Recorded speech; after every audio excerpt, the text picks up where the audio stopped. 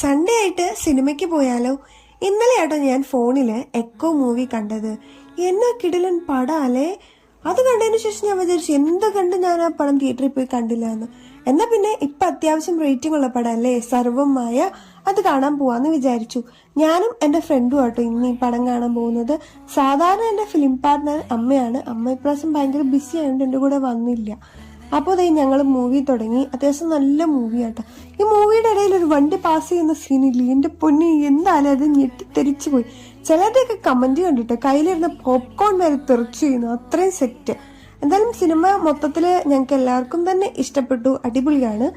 അതിനുശേഷം ഫുഡ് കഴിക്കാനായിട്ട് പുറത്തേക്ക് നമ്മൾ ഫുഡൊക്കെ കഴിച്ചതിന് ശേഷം നേരെ വീട്ടിലേക്ക് പോയി.